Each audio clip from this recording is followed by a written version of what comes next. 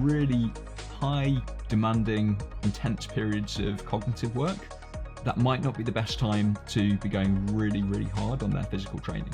It's not always possible to do that in a knowledge work context, because we don't have the luxury of preparing for 4 years for an Olympic event, for example, or even proactively preparing for these very demanding periods where you actually know that you're going to be diminished, where your resources are going to be depleted. Can be really helpful.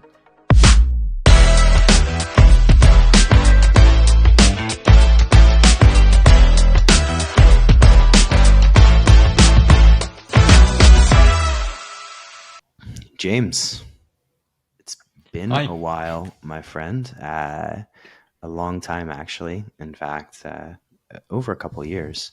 But welcome to the Smarter Not Harder podcast. Thanks. I'm really pleased to be here. So for those who are listening to this and, they may be familiar with your work, sort of Formula One, and sort of your work around on knowledge worker and knowledge worker productivity, I want to talk a little bit about the story that led to James, the high performance coach, so to speak, or high performance specialist. Cycling. Cycling is one of those topics that I think people get into. Certainly Zone 2 is a very popular topic these days. But talk us through a little bit about your experience growing up as a cyclist and, how that kind of shaped your interest in getting into this space. So I've always been fascinated by sports with wheels. From a very young age. I don't know why. Maybe because they enable us to move so efficiently and so quickly. But I started cycling when I was a teenager, and road cycling. I did some track on a velodrome, indoor cycling, but really that becomes a very power orientated sport, and that just wasn't my body type. I was just very skinny and not particularly powerful. But my endurance was pretty good. I could maintain a very high percentage of my maximum output for extended periods, and also recover quite quickly day to day, which predispositioned me to road cycling more than track cycling.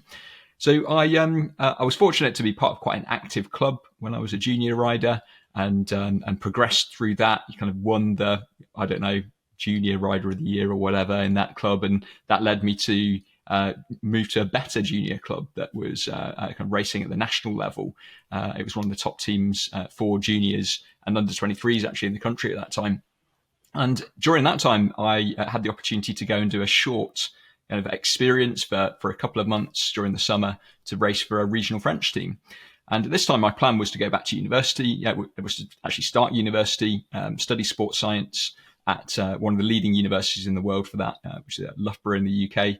And but when I went and rode full time, basically for 8 weeks, and just focused on it, I had a great experience and I performed okay. And that team saw enough potential that they said, why don't you come back? Come back, train with us in the winter. And so I started university, but then went back in the winter to do some training with them. Went back and did some racing during the Easter break as well for a month. And they said, look, if you'd like to come and race with us kind of full time, we'll give you somewhere to live. We'll provide you with some help in terms of getting to races, etc. And, I just thought there's not many opportunities like this that come along. And, I can always do my degree, but I might not always have the opportunity to go and try and pursue this dream of becoming a professional cyclist. So I decided to pause my sports science degree and move to France at the age of 19 to pursue this dream of becoming a pro cyclist.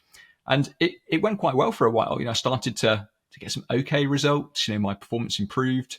I ended up racing for getting over the seasons, ended up riding for a development team for one of the pro teams. And but I realized that I wasn't the most talented athlete. There were other people who were my age and younger who were performing better, more consistently. So I realized that to try and maximize my potential, I needed to be smart. I needed to train smart. And there wasn't a lot of that going on at the time. There's a kind of sidebar here, which is that, to be frank, in the early 2000s when I was racing, performance-enhancing drug use was so rife in professional cycling that it really compromised the development of structured, effective training practices. Because, why would you bother messing around with kind of the nuances of training intensity distribution to optimize adaptation when you can get a 10% improvement by taking a particular performance enhancing drug. Oh, erythropoietin, right? That was always Exactly, or whatever it was, yeah. right? Yeah. And even in the amateur ranks, it was there. I had a kind of huge wake up call where one of my teammates had been involved in basically a performance enhancing drug scandal. We didn't realize, in terms of the people he was associated with, until there was a knock on our door one day. Our house got raided, we got arrested, and basically this kind of, the kind of the veil was lifted, and I realized basically how corrupt, unfortunately, quite a lot of the sport was at that time, and also realized that it reinforced for me that I wanted to do it the right way. And I wasn't going to go down that path. I certainly didn't want to go to prison. And so really doubled down on what I describe as this scientific approach to training, which didn't really exist at a broad scale, even though there were some fantastic people doing some great work. The idea of using a power meter in training was unheard of. I was the only rider on my team with a power meter. And a lot of them didn't even use heart rate monitors. It was like, just go by our sensations. It was... And like contrast today, I think everybody has a power meter. Everybody has, heart rate monitor. Every amateur pretty much has one. Yeah. And, we were riding full time, and no, I was the only one. And they were like, what do you do with this thing? But anyway, suffice to say, along that journey, people started to come to ask me for advice and ask me kind of how to use some of this technology, because they saw me starting to improve. But it did get to a point where I realized, I'm not going to have a good career in this sport. So I decided to quit, go back to university, studied sports science, and eventually ended up setting up my own coaching business, like many other failed athletes. But most of my clients, while I worked with some elite and professionals, were amateurs. And we were living in London at the time. These were knowledge workers, so management consultants, finance professionals, people working in the technology sector who worked 80 hours a week and decided they wanted to race 100 miles at the weekend. And so this transition from sport to business started to occur when I became really curious about the knowledge workers' days. Initially, because unless I could account for the load associated with their working life, I couldn't plan their physical training effectively. And when I started to look for tools to try and quantify working life, I realized that in organizational psychology at the time, many of those tools were quite limited. So people were still very heavily reliant on measures at a single time point, using surveys, which have value, but only provide part of the picture. So I started to try to apply tools and frameworks from sports science to understand knowledge work. So I was a very early adopter of getting people to use their heart rate monitoring straps to take morning HRV measurements, for example, and looking at how you could use HRV as this kind of indication of the total cost of what was going on in their life, and try and plan training around that. But I realized through this process that I could start to conceptualize knowledge work as a cognitive endurance activity in a similar way that you might think about cycling as a physical endurance activity. And that revelation continues to inspire my work and research today. And actually, it is almost totally in looking at high performance knowledge work now, even though I still have got some connections in cycling, alpine skiing, also in motorsport, including Formula One. But the real focus of my work and research is on what I describe as how do you support sustainable high performance and cognitive endurance in knowledge work, so in work where we think for a living. So I want to go into that, and you very briefly hinted at it, but I know you've had experience with the likes of the Formula One athletes, and you already told us sort of the key takeaways there around, there is a similarity between in those frameworks that you use and can apply for physical endurance may oftentimes apply for cognitive endurance, or there may be different frameworks, frankly. But let's get into that knowledge work component, your sort of bread and butter, if you will. When you start to think about knowledge workers, maybe for let's start first by defining it, because it's Peter Drucker term, I know, and then let's go a little bit into what do most knowledge workers really just get wrong. So knowledge work, I define it as thinking for a living. Peter Drucker, the great kind of management guru, would define it as an information-based role. where kind of the transfer and the flow of information is where people generate value in their job. So, and if you think about most of knowledge workers' roles, it is all about managing the flows of information. And it's amazing because, Drucker, he defined that term like more than 50 years ago, maybe even close to 60 plus years ago. But I still think it fits very well today. But the challenge that I think many knowledge workers have is, while in a sporting context, we have these very clearly defined ways of structuring effort and recovery. That just doesn't happen for most knowledge workers. Mm-hmm. When I first started to think about how to structure knowledge work to support sustainable performance, my initial response was to think about the most fundamental ways that we measure performance in endurance sport. And a lot of that comes down to duration, speed, intensity, and frequency. But I think the challenge for many knowledge workers, maybe what they get wrong, and I put that in inverted commas because it's not necessarily all their responsibility, there's other factors as well, but we can think about some of these challenges in the context of those four factors, thinking about duration, speed, intensity, frequency. There's some great data from Microsoft, which I'm a big fan of, because they've obviously got they've got access to so much data because so many people use their software, so many knowledge workers use their software. And so each year they publish something called the Work Trend Index. And there was one published, I don't know, a year or so ago, which gathered data from about 31,000 users in 31 countries. They published 2 years of data. And in terms of that duration component, they described how the workday length, which is when work first starts and then finally ends, has increased by about 13% during that time. So quite a lot. But perhaps more concerningly, they saw that after hours work, and that's work that's defined as after 5 p.m., increased by 28% during that period. So we've got this duration challenge. There's also a speed challenge. So there's another data set which they started in 1986. It's called the Skills and Employment Survey. And they survey large populations of employees. And that indicates that the share of employees who report that they're having to work at very high speed for at least 3/4 of the time has increased by 22 percentage points since 1999, so since the turn of the millennium. So we've got this duration challenge. Duration is increasing, speed is increasing, but also the intensity of work is increasing. That same survey found that the proportion of employees who strongly agree that their job requires that they work very hard increased from 30% to 46% during that same period. The final factor is, in the sporting context, we call it frequency. So basically it's how often you train. But if we think about kind of how often, how frequently people are working and kind of what kind of blocks do they work in. People laugh. Do they just say, when do I not? Exactly. You're exactly right, Boomer. So while in sport, athletes have these structured periods of training and rest, knowledge work is very often boundaryless, with very little distinction between effort and recovery. So I think the problem that we're trying to solve for is that the balance between effort and recovery needs to be carefully managed so you can stay healthy, happy, and productive during, the 2,000 hours that we end up working, over the course of a year, and still have enough energy for the things that we care about outside of work. And so, I think there's several characteristics that we can look at in terms of knowledge work that really generate those challenges, but also maybe help us to think about how we can sustain high levels of performance without burning out in the process as well. Okay, let's talk about some of those characteristics, because I think a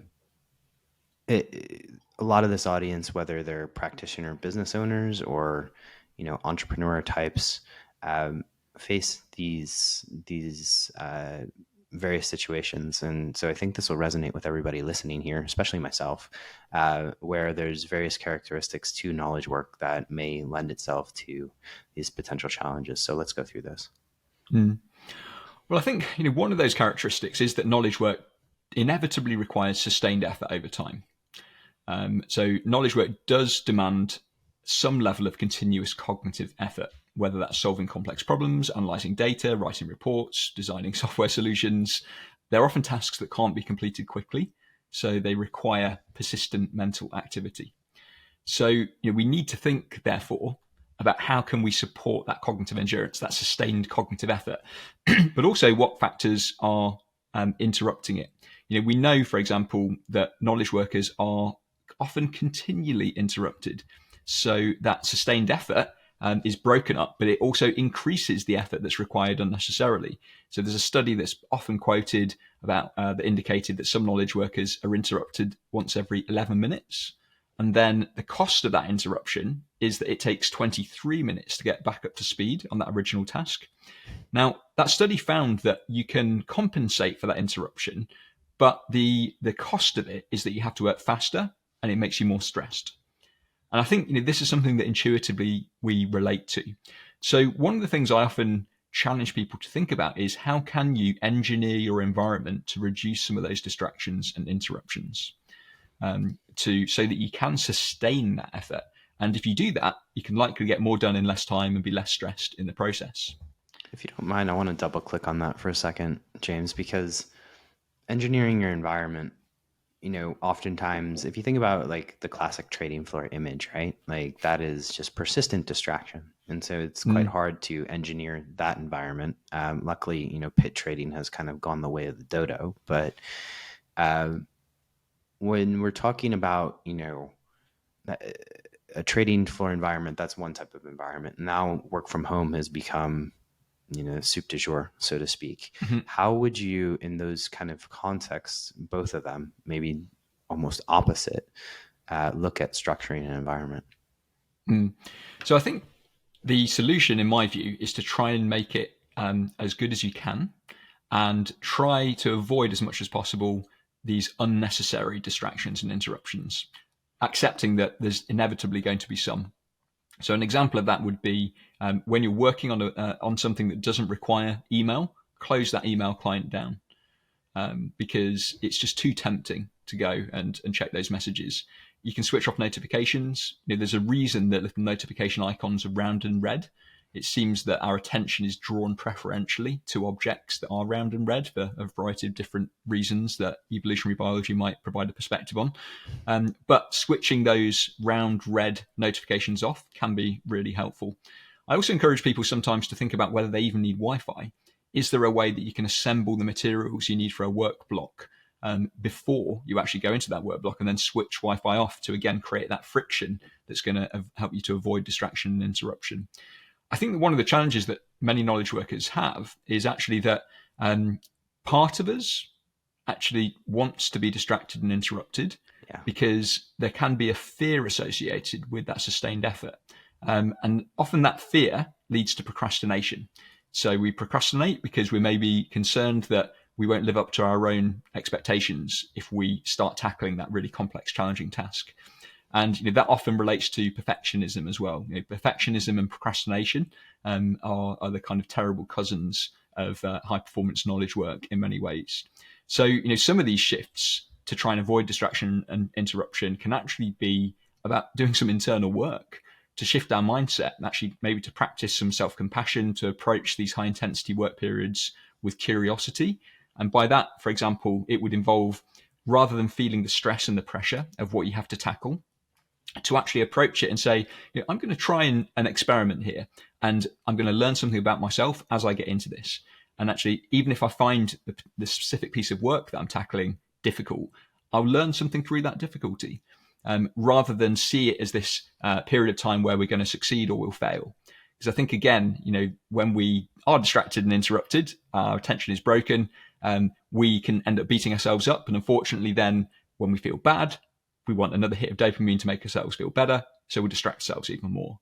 And I think one of the challenges I see in the well-being and performance space that's maybe accelerated since we last spoke a couple of years ago is that I think there's been this rise of what I would call this kind of well-being and performance asceticism or kind of zealotry. And this idea that we I love it. Need to optimize everything. And, there's this idea of cheap dopamine. And, I'm a bit distracted. I look at Instagram and, there's like this guru in my ear telling me that I'm never going to achieve my goals. And, I'm eroding vital portions of my brain. And because James, I'm you need a 3-hour morning routine in order to make all of this happen, right? Exactly. Maybe I'm distracted because I didn't start the day with an ice bath, but we won't go down that rabbit hole. But my point is that beating yourself up isn't going to help. And that's why I talk about this importance of self-compassion. But also, back to an earlier point, try and making your environment as good as it can be. Because one of my challenges with this notion of optimal performance and optimizing is that there's a challenge that we can end up only performing well in an optimal condition. And life doesn't work like that. And so you talk about Formula One, for example, and everyone's like, oh, Formula One drivers, they've got their personal chefs and their private jets. And, they assume that they're kind of living and performing in this optimal environment. They're not. They're changing time zones every week. You can have the best jet lag plan in the world. They're still going to struggle with sleep sometimes. Often they're having to turn up and perform when they don't feel optimal, but they can still turn it on. And I think there's this risk that's been generated by this, what I'd call this asceticism and this zealotry, seeking optimization in every aspect, which actually might be conversely increasing fragility. We might actually not be creating sustainable high performers. We're actually setting ourselves up to be more fragile because suddenly I'm in an office and I can't concentrate because there's a bit of noise around me. There's things you can do to combat that. But I almost wonder whether some of what we need to do is to try and kind of develop a greater flexibility and adaptability so that we're able to perform well in a broader range of conditions.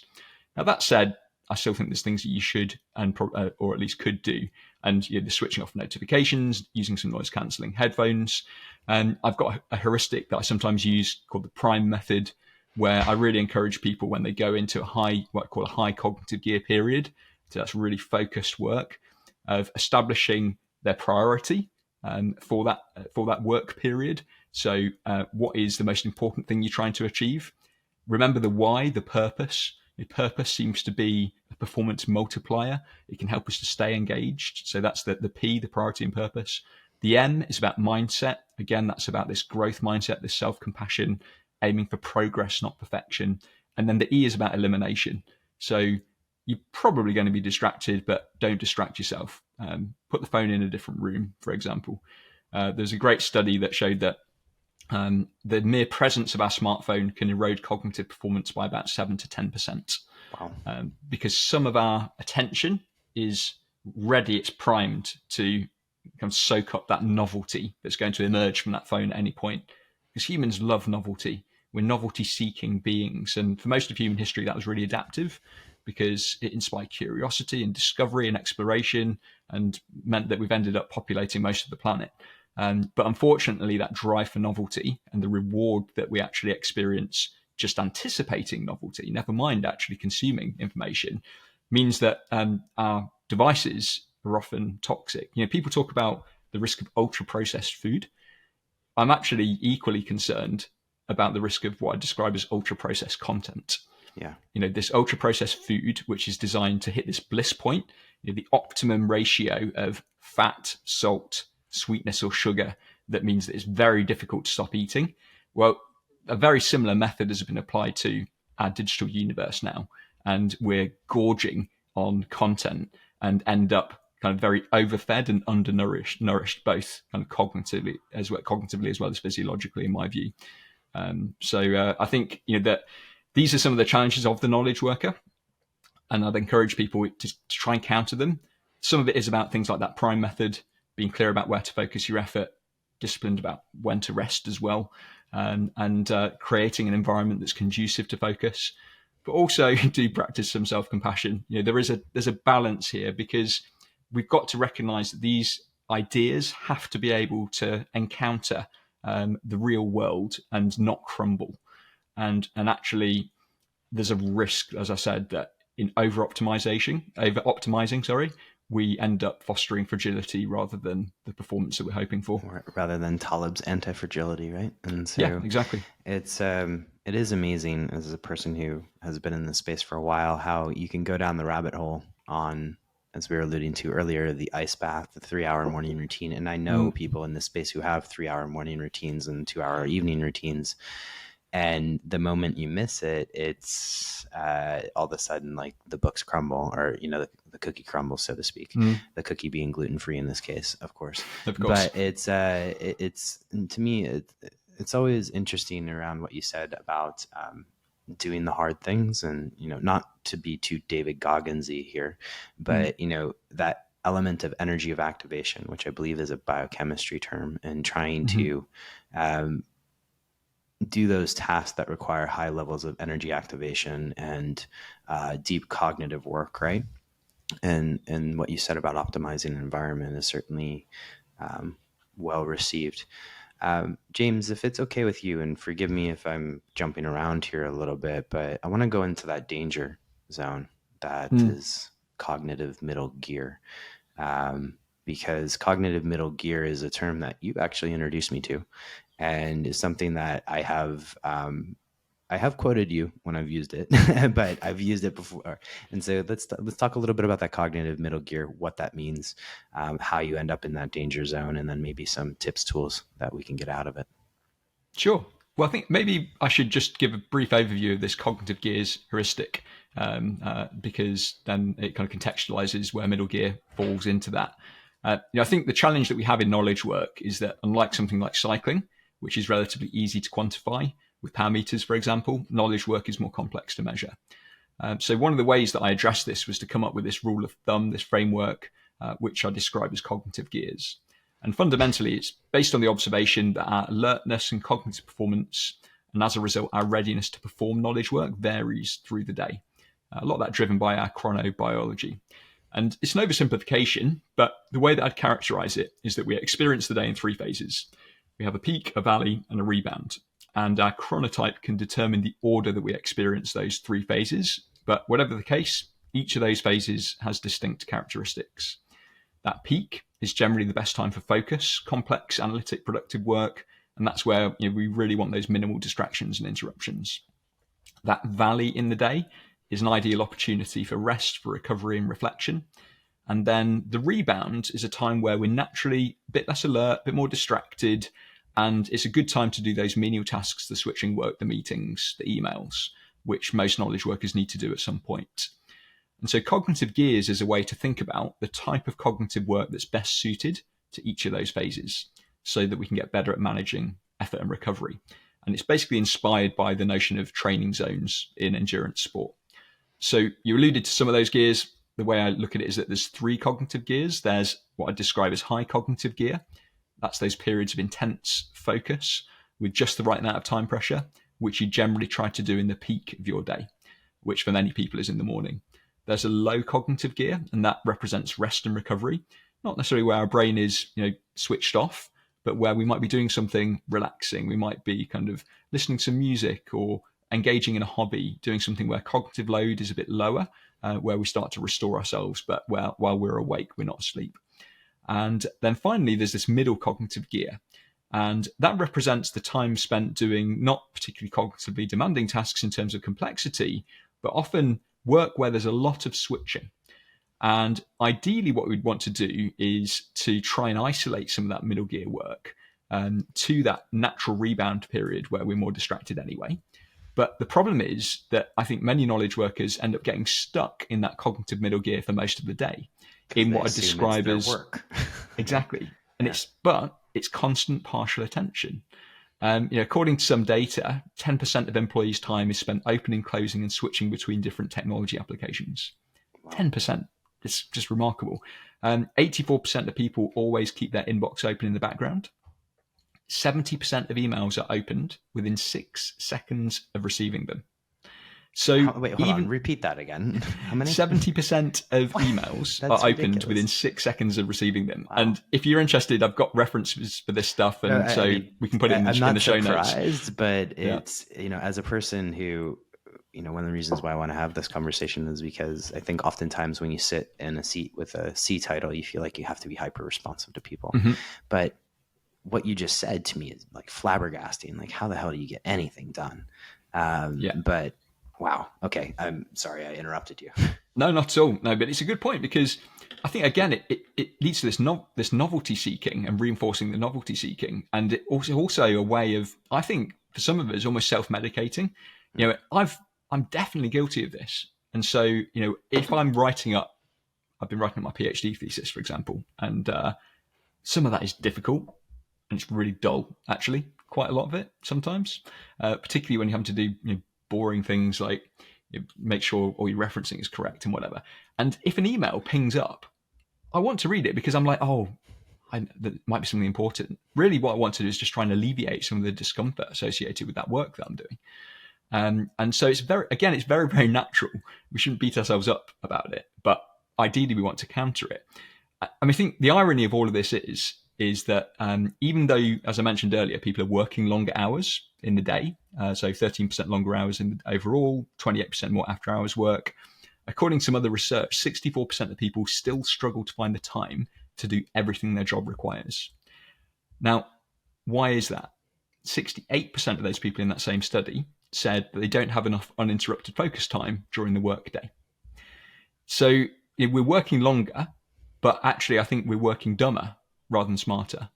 And I think being stuck in this cognitive middle gear of constant partial attention, of continuous switching, that is, for me, probably one of the main culprits, one of the villains in this story that's preventing knowledge workers from performing at their best.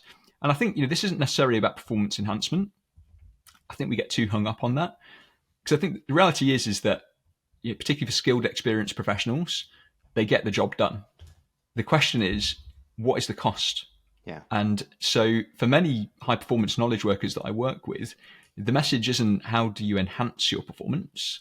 It's actually about how do you perform at the same great level that you're already performing at, but do so in a way that you feel like you've got a bit more margin, that the personal cost is reduced, and that you're able to be present in all the contexts of your life. So that's something that I often encourage people to reflect on. And to be honest, it's something that I still struggle with, and I still have to challenge myself with as well. So one of my dear friends likes to remind me that enlightenment is a reduction game, right? And in some ways, what you just said hit me in a similar sense, that a lot of this coaching towards sustainable high performance could be more reduction, I should say, it said more reduction, or it should say less intake, right? So putting your phone on airplane mode, turning off the Wi-Fi, etc. If it's okay with you, James, I want to go into these sort of tactics, tools, things that you and people you work with use in order to, I mean, certainly there's a use for cognitive middle gear, but to avoid, maybe we'll call it the cognitive death valley, if we will. Yeah, absolutely. So I think that that synchronization of work with these natural rhythms of your day can be really helpful, because we've all probably recognized that some parts of the day are more conducive to different types of work.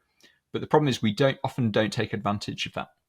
And so I think one of the simplest things that we can do to reinforce that point I mentioned earlier is, when we've established the complex, most important tasks that we need to complete in a given day, that we try and do that work during that period where we're naturally less distracted. For me, that's often very early in the morning. So sometimes a couple of hours before the rest of the house is awake, because I'm naturally probably more of an early type in my chronotype.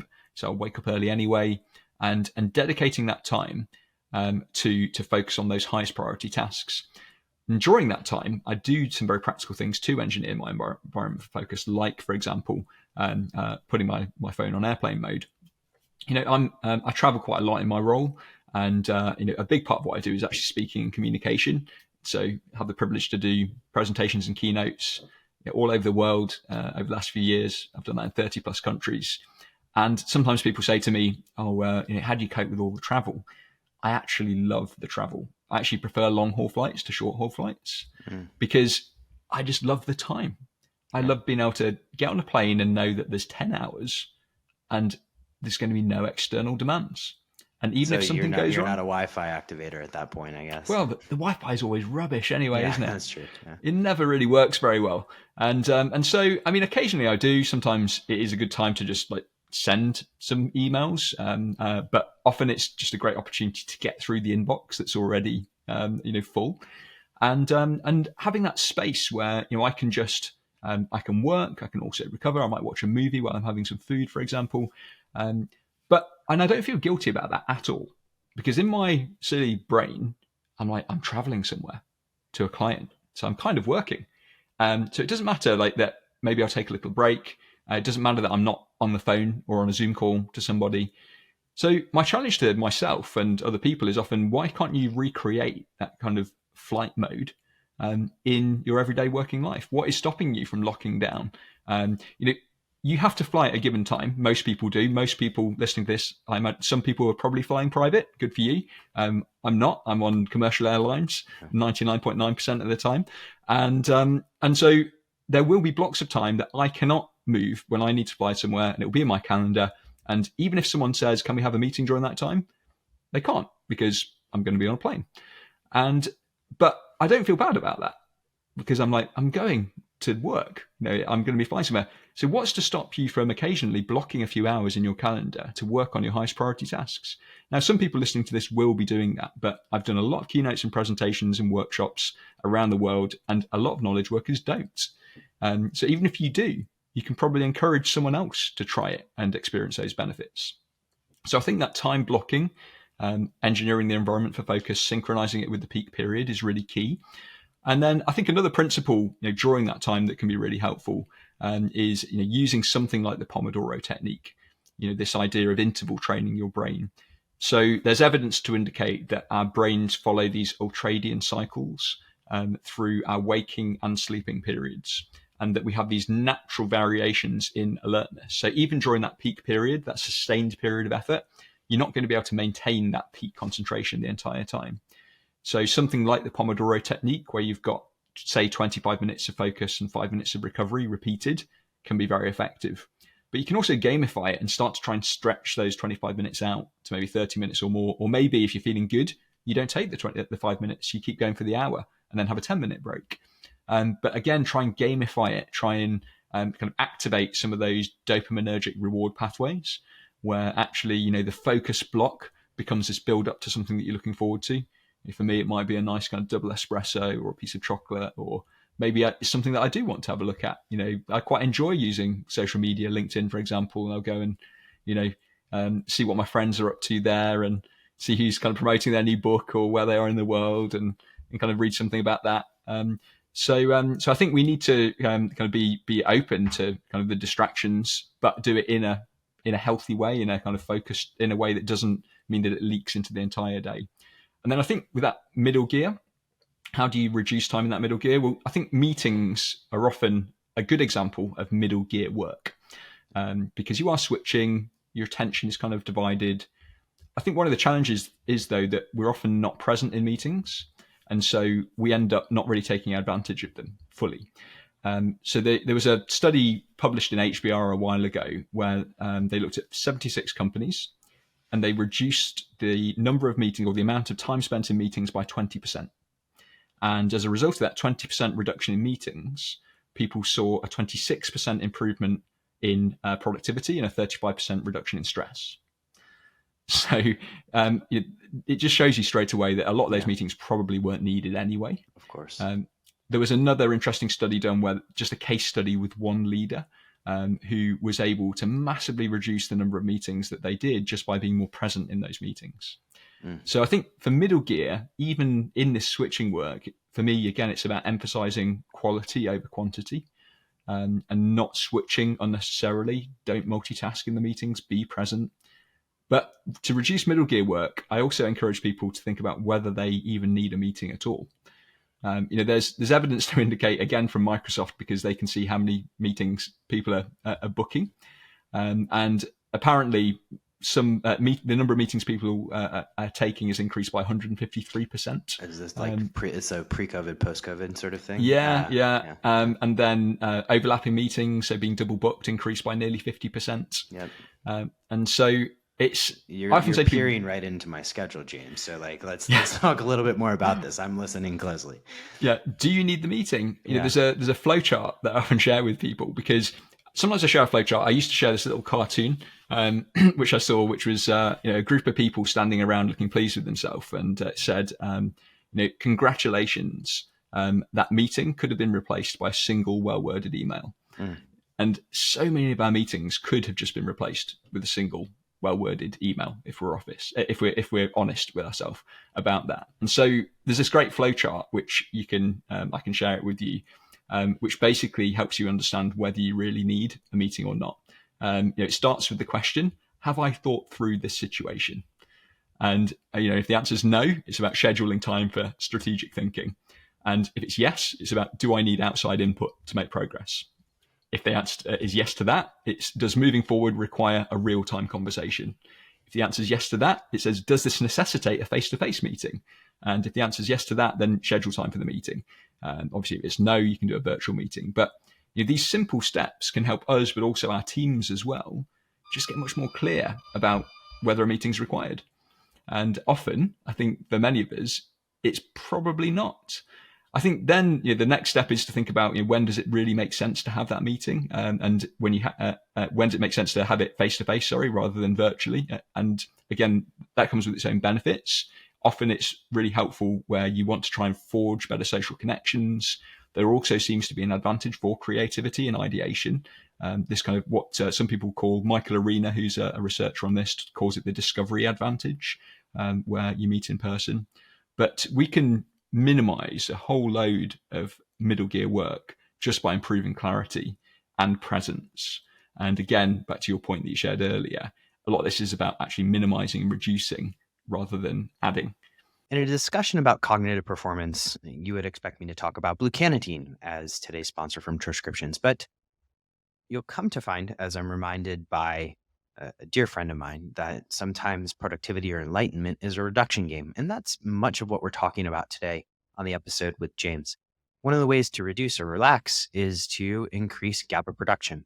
And so if you want to relax at the end of the day and you're finding it hard to switch off and you don't really know where to turn and you're perhaps consuming alcohol or something like this, maybe try a different approach. And that approach could, for you, be Trocalm.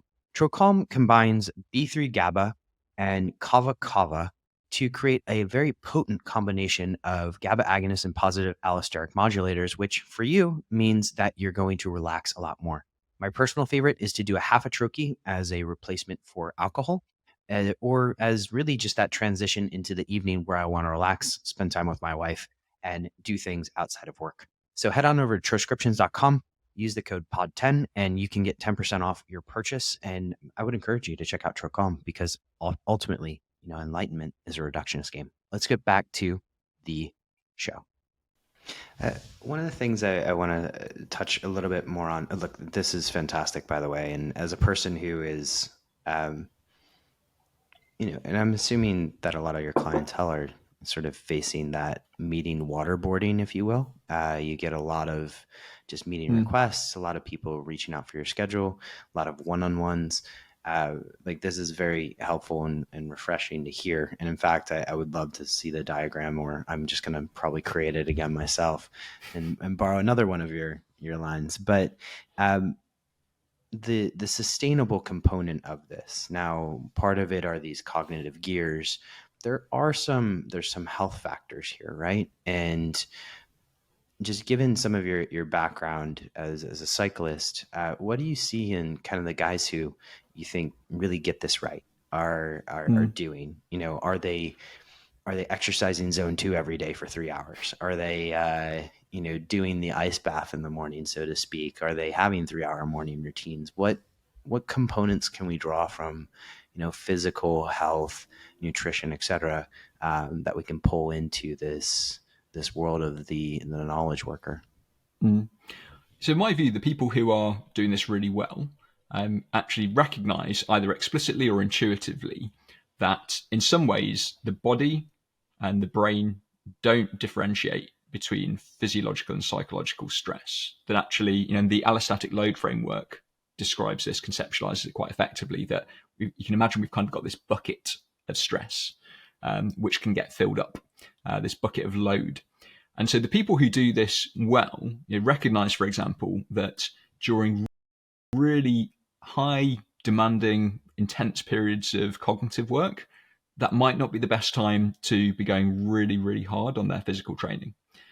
I think one of the challenges that I see for people who don't do this so well is often that there's almost an addiction to stress, because they often get such a sense of reward from it, and also the physical stress provides them with a sense of psychological detachment, with a sense of mental distance. Mm-hmm. And so I've seen many people fall into this trap of having kind of huge amounts of psychological stress at work, which they then add to with huge amounts of physiological stress because of the intense training that they're doing, which they will not miss, for anything.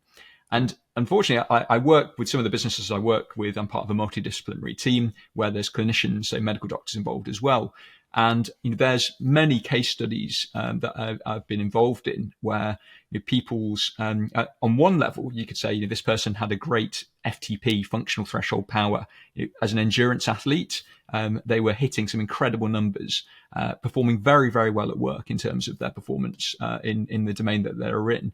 But actually, under the hood, when the clinical team got involved, they had massive amounts of inflammation, even kind of and kind of potentially some cardiovascular health issues in terms of early accumulation of plaques, for example, which obviously isn't just about stress, but there's this multifactorial kind of soup which is contributing to negative longer term health outcomes. You're reading my background, James. So and I think, and so to your question, who does this well? What does it look like? It's people who balance effort and recovery. And I'm really sometimes a bit resistant to this notion of the holistic view. But in this case, they do look at it holistically because they recognize that you can't do everything all the time. And this is something which, again, I think applies really well from endurance sport, or in fact, any sport, into the business world. It's this notion of periodization. So in sports, periodization describes how you would take a longer term view of looking at how you prepare for a particular objective. And in that longer term view, you recognize that there's different periods, hence periodization, where you would likely overemphasize the development of some capacities and underemphasize others. But so that by the end of this training process, all of the capacities that are required are at as close to optimal as possible for this particular event. Now, it's not always possible to do that in a knowledge work context, because we don't have the luxury of preparing for 4 years for an Olympic event, for example, or even once a year for a world championship. But I still do think we can look at our work life and even perhaps our personal life in a more seasonal way. I think the challenge again with this hyper optimization approach and the idea of the optimal daily routine always is that on. It's always on, and it assumes that we're able to achieve a level of consistency that I think is unrealistic for many people. Whereas the people who do it well, even people who are very committed amateur athletes as well, they might say, okay, if someone's in the financial services, for example, there's going to be periods of time where in a deal cycle, they recognize that it is ridiculous to think that they're going to be able to maintain a high level of physical performance. But what they actually end up doing is they end up preparing and kind of creating a reserve physiologically, recognizing that when they go into this very intense deal period, that their fitness will get worse, their psychological stress will increase. But by preparing and then down regulating on the training side, overall that stress bucket doesn't start to overflow. They'll also do things like recover really effectively afterwards. And so this idea of periodization, of also proactively preparing for these very demanding periods where you actually know that you're going to be diminished, where your resources are going to be depleted, can be really helpful. And so they're some of the things that I see working well to counter some of the challenges that I see in knowledge work. So James, I want to just touch on, because I have my own working hypothesis here on this, but I wanted to hear your feedback. For somebody like a person who owns their own business, the classic entrepreneur, or let's say you're in a high growth tech startup, which is very much blitz scaling, and you have to meet VC demands and all of this stuff, right? There's this image of hustle culture and like go, and not switching off. In those instances, when you're training, what does training look like for somebody like that? Do you take the view that for the next 5 years, I'm just going to do yin yoga all the time? Or, how do you actually break that addiction? Because it is in many ways an addiction to stress that those people are underneath. Yeah, it's a good question around that addiction to stress and being always on. I mean, I think running a startup, founding a company is extreme. It's an extreme sport in many ways, and it's generally not good for your health. Yeah. And I think there's an argument that you're never going to be able to remove the health all of the health risks associated with it, just because of the extreme nature of what you're doing. And actually, I think there's analogies with extreme sports, because actually, if you were to completely kind of sterilize extreme sports and remove all risk and any of the potential adverse consequences, people probably wouldn't do them, because that kind of risk and the reward in extreme sports, in the context of maybe the elation you feel or the mastery experience associated with it, in the face of these huge risks and huge potential downsides, is actually what makes people pursue it. And I think there's some similarities in startup culture as well, that actually often there's an extreme personality type involved. And if you try to kind of break some of this stuff down and make it all safe and, dare I say, balanced, they'd find another way to get those kicks. There'd be something else. So I'm actually, my question often for people who are in these very, very demanding contexts, in startups, for example, is it worth it for you? Just make sure it's worth it. In the same way as close proximity wingsuit flying, I had a fantastic conversation a few weeks ago when I was over in the States with a guy who does close proximity wingsuit flying and other extreme sports. It's a branch of kind of base jumping, if people want to kind of go and have a look into it. But and we had this great conversation about making sure that it's really worth it, because that sport is insanely dangerous in terms of the risks associated with it. But people still do it. Because they've decided that the reward is really worth it. And often the people who do these very extreme sports are some of the most thoughtful and considered people. They're not nutcases who are throwing themselves off mountains on a whim. They do meticulous preparation. Absolutely. It's crazy. Incredible. Right? Yeah. And in the same way, I encourage startup founders in particular to just make sure that they're going into it with their eyes open, and to kind of say, make sure that the costs are worth the experience that they're having now, and also obviously potential gains in the future. But we know so many startups fail, and it's got to be worth it in the moment. You've got to be getting some kind of reward out of it, because you can't avoid it. That said, I think there's some things you can do to mitigate. And as to your question around physical activity in particular, I think that, again, I'd encourage people to build just a base of what I describe as just simply moving more. One of the challenges of startup life, and in a knowledge work context, you're going to probably be at a desk for a lot of the time, even if you're fundraising on planes probably, or in cars for quite a lot of the time. So can you just build a foundation of trying to increase your daily activity and limit sedentary time, even if that's just as simple as setting an alarm so you're moving around a bit between meetings? Shifting video calls to walking meetings is a game changer for many people. It can create a huge difference, because it's not just about the movement. If you can get outside, it's also about getting some light exposure, which is really helpful. We know there's a dose response relationship between how bright our environment is and how alert we feel. So a typical room might be 150, 200 lux. That's a unit of brightness. 1 lux is equivalent to how much a single candle would illuminate a surface 1 meter away. Outside, just after sunset, sunrise, or sunset, on a clear day, you'd expect it to be about 500 lux. So 20 times or more what you'd get inside. And so it's got this alerting effect. It can reduce your reliance on stimulants, as well as helping to stabilize your circadian rhythm. So doing simple things like, before someone thought about going to the gym or anything else, I'd just say, mobile phones are called mobile for a reason. Try and just shift a few of your Zoom calls to walking meetings. And that can have a really profound effect for many people. And then once you're moving more, then start to integrate some aerobic exercise. And again, that could just be kind of 30 minutes in the morning, something like that, on an exercise bike or going for a jog. And something like zone 2 training, which has become so heavily popularized. That's that kind of endurance base. And then if you can integrate some kind of resistance exercise as well, a couple of times a week, then I think that would be fantastic. But again, doing it in a really efficient way.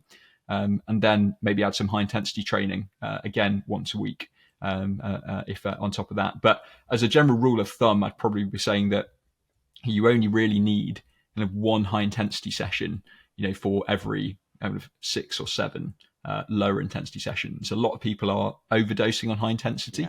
and are doing more than they need to. But really build it up like that. So I'd be saying is start with this foundation of just don't be so sedentary, and then add some aerobic training on top of that, some resistance training, and this kind of high intensity is the kind of the seasoning on the top for busy people.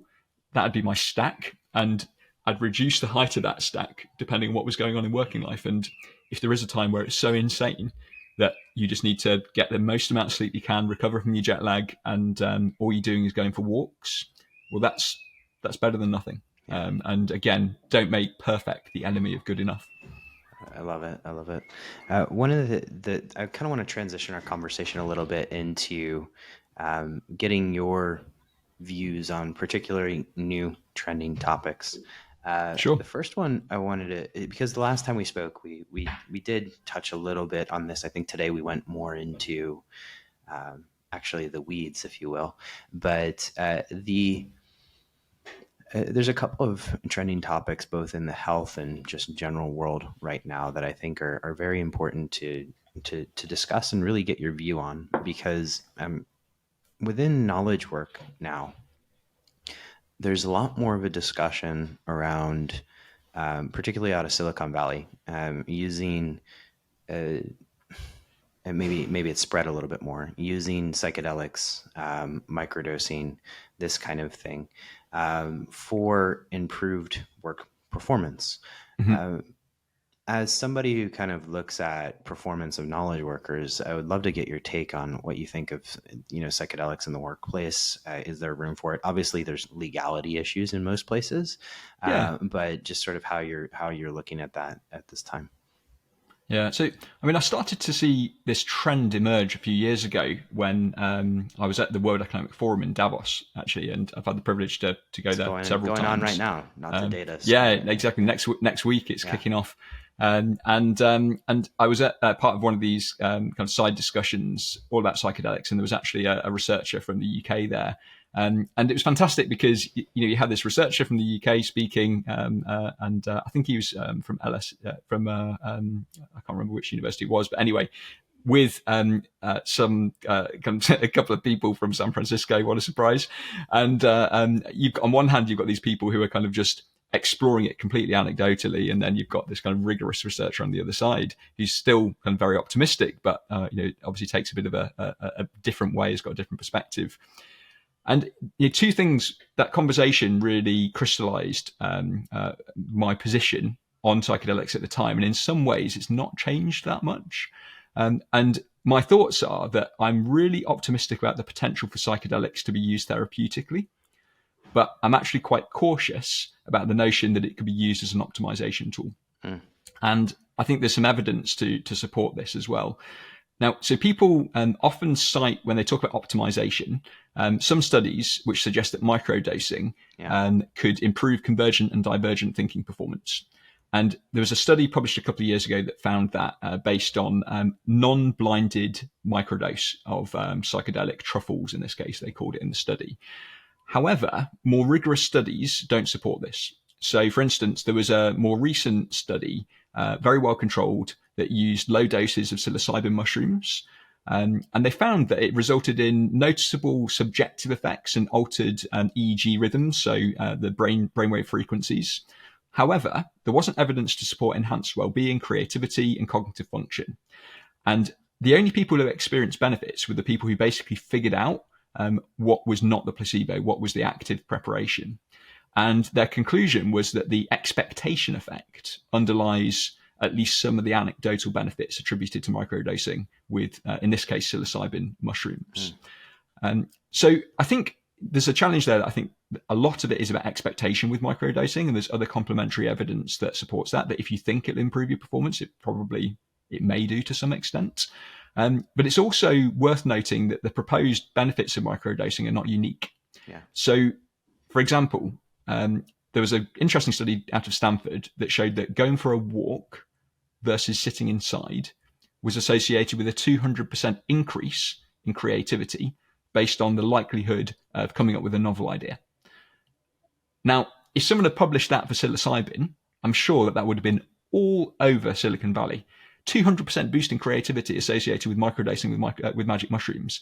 But because it was like, go for a walk outside, you have a creative idea. I mean, it's not a No one's interested. tool, right? Like, it's, yeah. Yeah. So again, novelty bias. Yeah. So my challenge with microdosing for optimization is the fact that I'm not convinced of the benefits. I'm not saying they're not there, but I really don't think the evidence supports it. And even the evidence that does support some benefits does not indicate that A, those benefits are unique to microdosing, Sure. and creativity is an example of that. And B, there's no indication that the benefits are greater than you would get with another modality, particularly if you look at the risk reward or the cost benefit of that.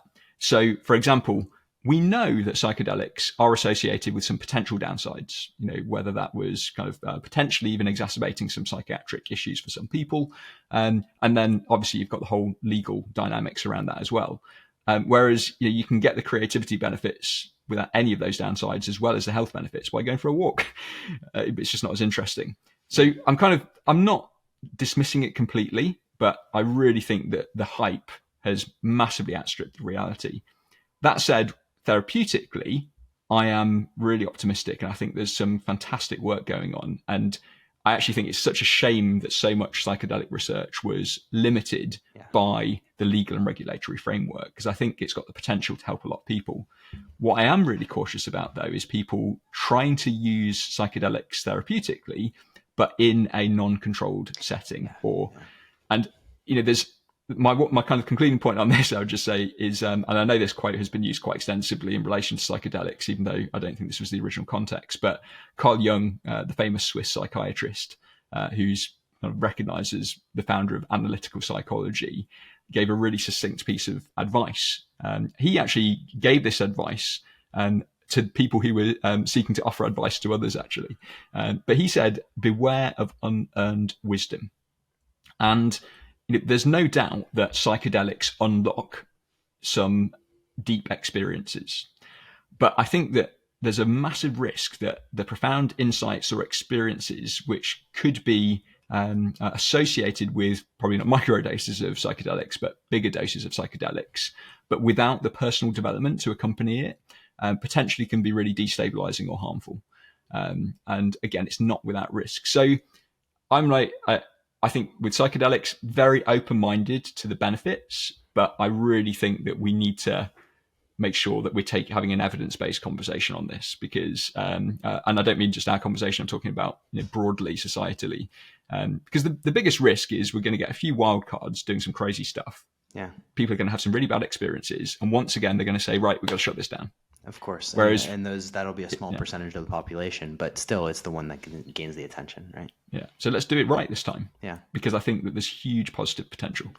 I 100% agree with you. I have my own N of 1 experiences with microdosing psychedelics, and I also know that it's not for everybody. I also know that the data isn't out there to show the longitudinal potential benefits of microdosing that I've experienced, but it's one of those things that I'm very hopeful. And one thing I'm also excited about, like you, the therapeutic benefits, the fact that MDMA is potentially getting descheduled this year in the United States, or rescheduled, I should say. It's probably going to get rescheduled for therapeutic benefits for PTSD, which is something that used to be the limited treatments available.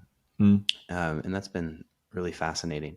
Okay, so now I have to transition to another really, really hot topic. In fact, the hottest topic in the business world for the past, when did ChatGPT come out?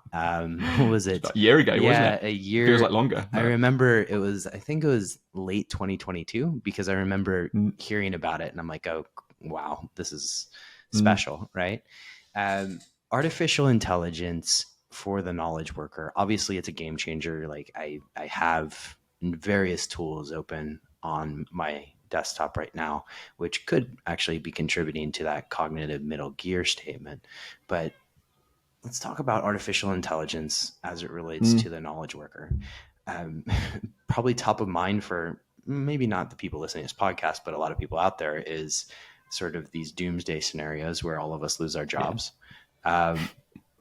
I guess take us through your views on artificial intelligence. I know this could be a long-winded conversation. I may ask questions from here to there, but when it comes to the doomsday scenario, are we all going to be out of jobs in the next 5 years, or how are you looking at it? Yeah, it's a really good question. I mean, I think that one thing I'd probably start off by saying is that in terms of my position, I'm much more concerned that humans are going to keep trying to work like machines than I am about machines working increasingly like humans. And I'm actually pretty, like, again, cautiously optimistic about the potential of AI to maybe help with some of these things. But nonetheless, nearly half of people say they're worried, according to some surveys, that AI is going to replace their jobs. And maybe they've got some reason to.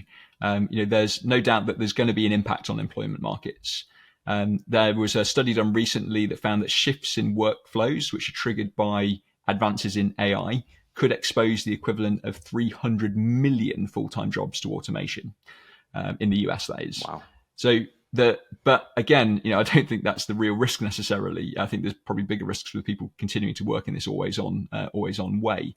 Economics is based on enhancing productivity, right? So yeah, and so hopefully it might be able to help people work more effectively. I mean, my view is that I'm hopeful that our automated future is actually also going to be augmented, and so it's going to be more about this kind of AI employee alliance. Yeah. Which ideally is going to liberate us to express our most human and valuable capabilities.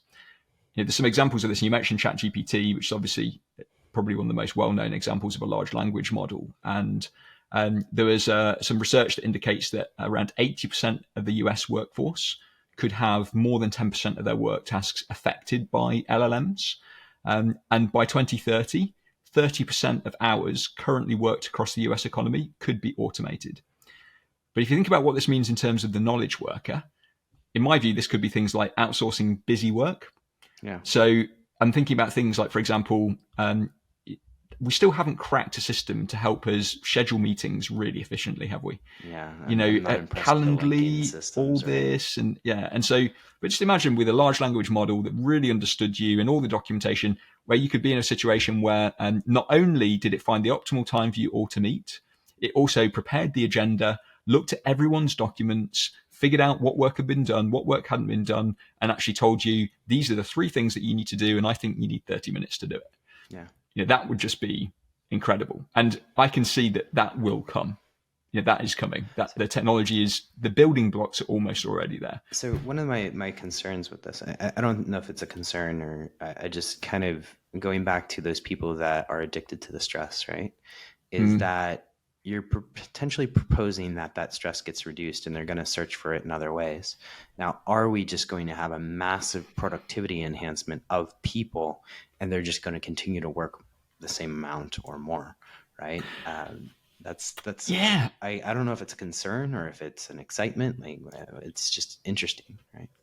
Absolutely. And I think there's some other research that seems to indicate that the effect of these AI tools is not going to be universal, even kind of within people in the same roles. So they looked at, for example, who benefits the most. And there's one piece of research that seems to indicate that it seems to benefit the lowest and the highest performers the most. So it can kind of take someone who's a low performer to be okay, and it can take a high performer to be a superstar. And like that intuitively, that seems to make sense to me. That the kind of there's going to be a middle tranche which it doesn't really change the game for them because they can do the job pretty well, but they're not kind of maybe at the moment exploring these tools really proactively. There's going to be some people at the bottom who maybe don't want to work that hard but realize this is a bit of a shortcut to help them, and so it's going to move them up to the middle. And then there are going to be people who are working 80 hours a week and they'll continue to do that, but their productivity is going to be even higher. And I think you're always going to see people on that extreme end. And one of my, again, going back to that question, if someone's decided it's really worth it and that's just how they're wired, then I think sometimes our role, or my role as a kind of performance consultant, is to say, well, how can we do this? How can you work like this while we just minimize the downsides? And again, I work with some teams who work with startups specifically, kind of exploring how you can do that. Because if I think about my own life, my own work, I use AI tools extensively now. I find that it's a fantastic kind of thought partner. helping me I can bounce ideas off it and get new ideas. And it's a great summarization tool. It's like having a really good assistant. I traveled, when I travel, I sometimes say, I'm staying in this hotel in this area. I want to see something interesting, suggest 3 things. It's like a tour guide for me. There's all kinds of things it can do. And I like having a busy life. I sometimes fantasize about this idea that one day I'll kind of, create some kind of scenario whereby I don't need to work as much and have this idea that I'll join a country club and play more golf and all that kind of thing. But I don't think I'm wired like that, to be honest. I'm kind of, and some would say it's addiction, but actually, I think it's actually about passion. It's about passion for what I do. And I think that it's part of who I am. And this idea of this like perfectly balanced life without these extremes, I don't think that's now we're getting into a conversation character. of work-life balance versus integration, right? And it's absolutely. So, but in terms of AI, I do think there's a potential as well in terms of it automating execution. I think that's potentially quite a big part of it. So it's not just about being a thought partner; it will actually do some work. And I've seen some great demos in a management consulting context where, for example, they've got tools trained on the internal data sets of a firm, which are able to produce kind of analyst reports to a much faster anyway than you'd expect kind of a junior associate to do in literally seconds rather than a week. And not only that, it's probably removed the need for kind of 10 back and forths with other team members to get to that point. So, and then it can just be tuned by experts at the end of it.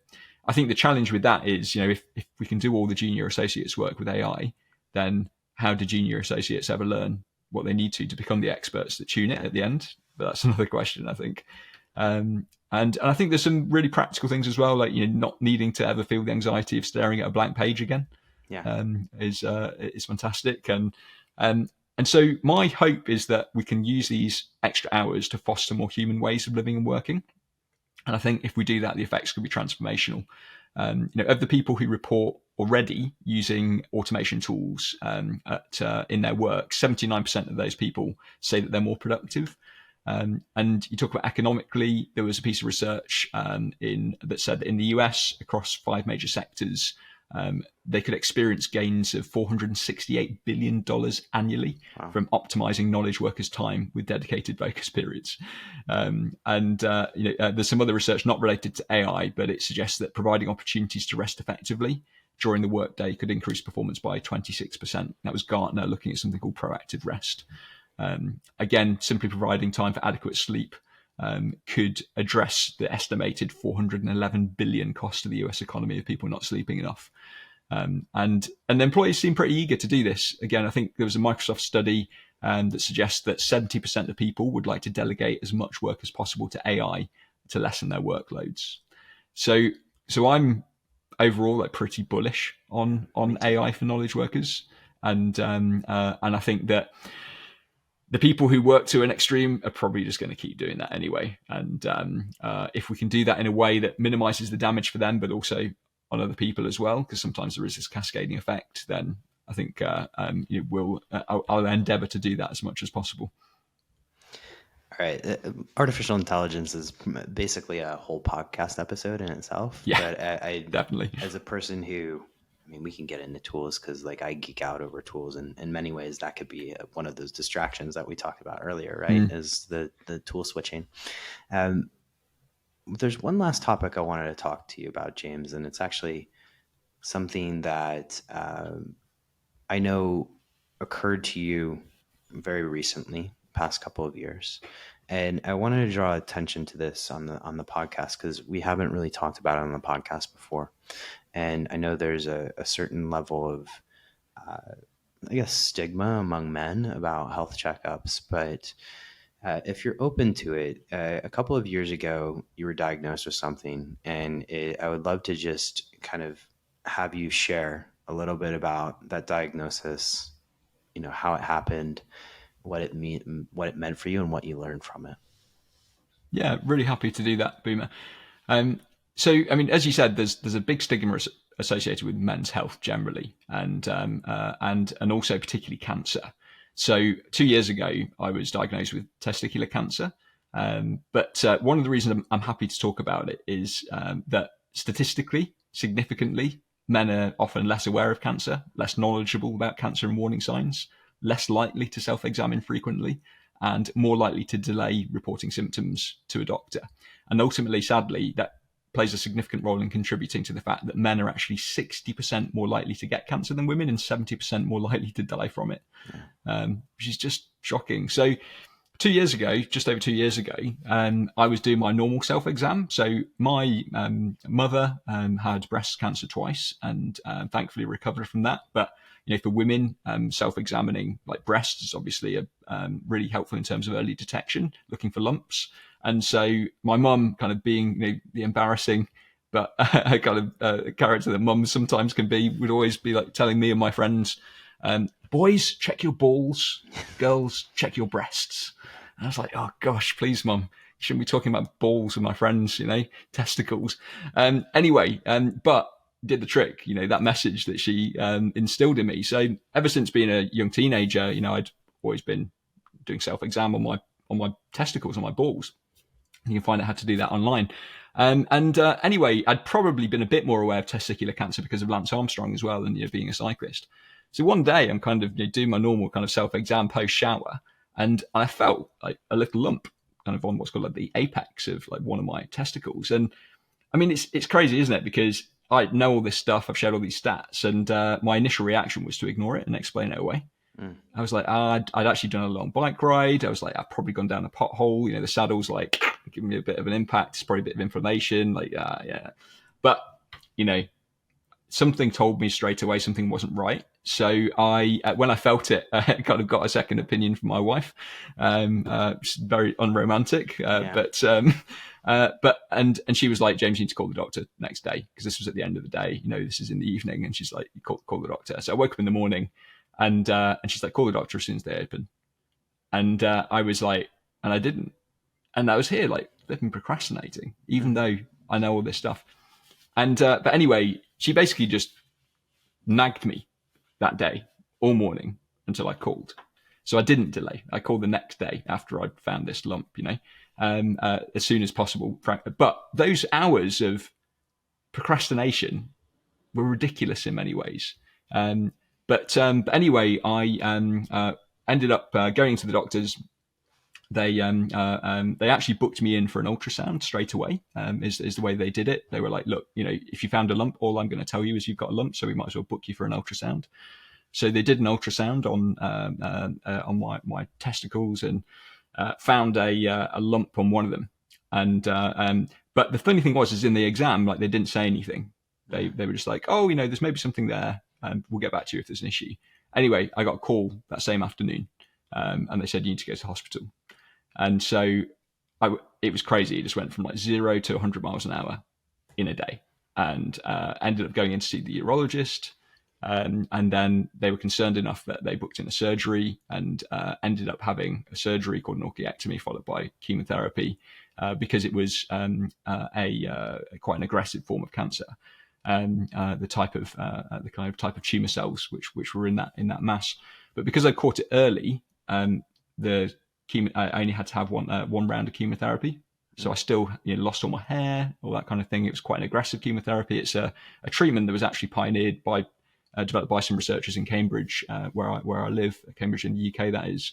And so it was hard enough, surgery and chemo, and all the kind of brain fog and stuff that went along with that. But thankfully, it hadn't spread, and I've been able to make a complete recovery. 2 years later, I'm absolutely fine. And talking about optimization, I monitor my testosterone levels before and after, and they've completely recovered. And but it is a topic that's associated with a lot of stigma. I mean, to be frank, I feel a bit awkward having said testicles 12 times in the last 5 minutes on a podcast.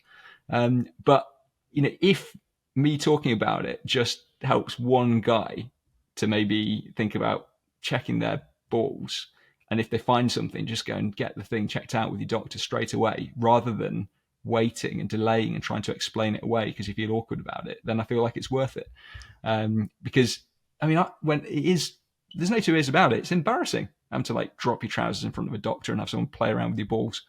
You know, I know some people in a different context would be quite happy about that, but I certainly wasn't.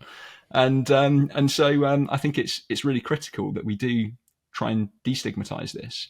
And even if we feel a stigma, get over ourselves. And if we've got a health concern, get it checked out. And actually, that would do way more for improving health than any amount of kind of optimization and kale shakes and whatever else people are doing. So happy to say that I did get on with it, thanks to some encouragement from my wife, and with some great healthcare, was able to get over it and get back to full health again. Well, I'm grateful that you recovered so quickly and you were able to get into the hospitals and you go through all the surgeries quickly. Because I know oftentimes places like the UK, places like the US, getting those surgery schedules are not super easy.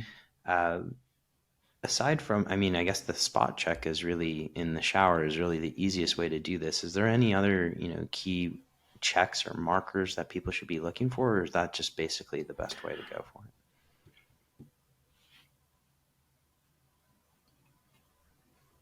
Did I lose you there for sorry, your connection broke up a little bit there for some reason. Sorry. So do you want me to just answer the question? Yeah, go for it. Yeah. So, in terms of your question, what can people do other than kind of doing a self-check when they get out of the shower? Then looking out for things like abdominal pain or kind of soreness, or basically you're looking for changes. If you go online, there's a charity called Movember, which they have got some good information about men's health more broadly, mental and physical health. Obviously, if you're in the UK, there's resources produced by the NHS. I'm sure there'll be something similar in the US, which explain kind of symptoms to look out for. I think it's really important to note I'm not a medical professional, so this is not medical advice, but just from my own personal experience and what I'm aware of in terms of the evidence and the literature and information I'm aware of, it's really about kind of the soreness, swelling, lumps, aches, pains. Sometimes it seems to appear as like back pain for some men as well, around the kidneys. But the bottom line is, if you feel that something isn't right, go and speak to a medical professional about it. And because men generally are terrible at getting stuff checked out, we convince ourselves we're fine, we don't want to be a hassle. And, obviously these things can be taken to the extreme, and, we can become kind of over concerned and obsessed with worrying about our health for no reason. But generally speaking, the evidence would indicate that it's more likely that men in particular are at the other end of the spectrum. And I know these things apply for women as well. And I'm certainly not minimizing any of that. It's just that I can only speak from my lived experience as a man who's gone through this, and share some perspective and some reflections based on that.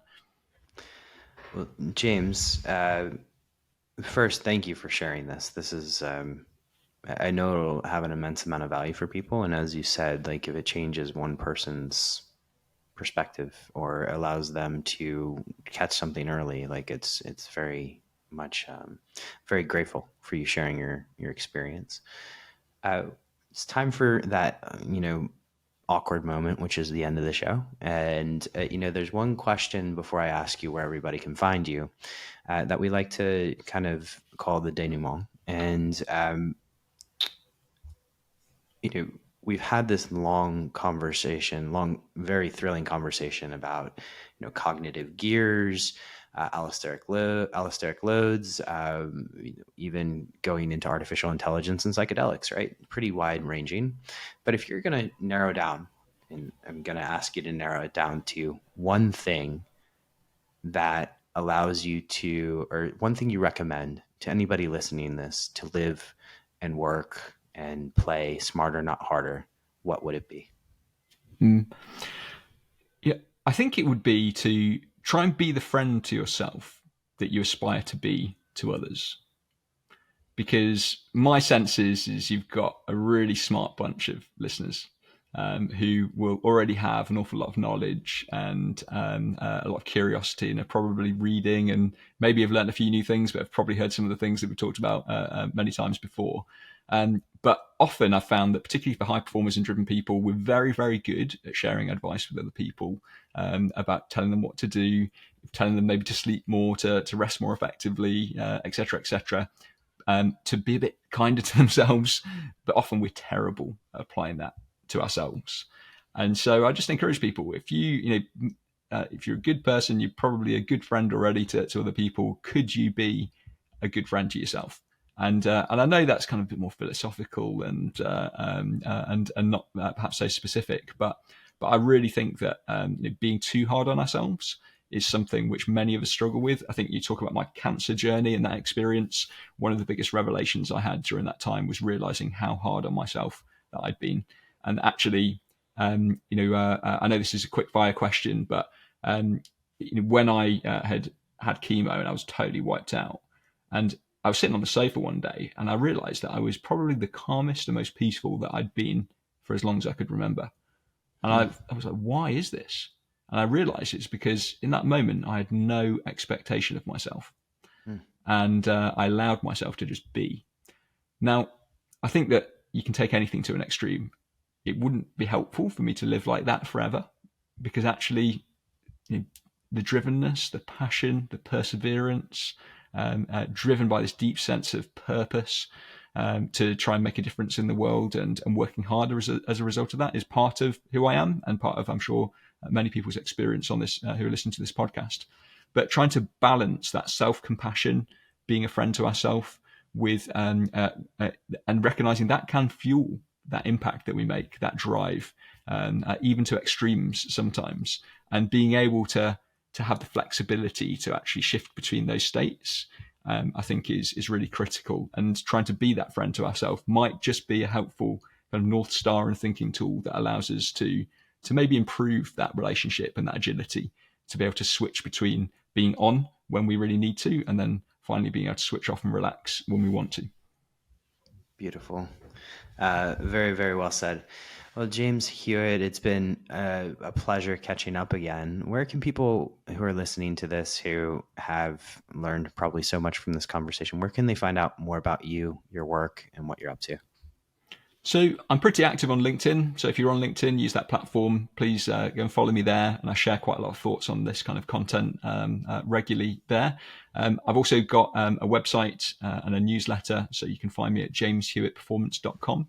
And then there's a link to the newsletter there also on my LinkedIn profile as well. And every couple of weeks I send out a newsletter with kind of a summary of the things that I'm thinking about. And so I'd really welcome the opportunity to continue the conversation on either of those platforms. So feel free to reach out, follow what I do, but even better, if you've got some thoughts, ideas, responses, then please feel free to get in touch. Awesome. Well, James, absolute pleasure as always. As I said at the outset of this conversation, that was fantastic, right? We talked about cognitive load, allosteric load specifically. We got into the topic of cognitive gears, why you may want to look a little bit more into your own chronobiology in terms of performance optimization with health optimization. We talked a bit about psychedelics, and I enjoyed and perhaps could have debated James a little bit more on psychedelic use, particularly around microdosing. But again, my N of 1 experience doesn't necessarily apply to everyone out there.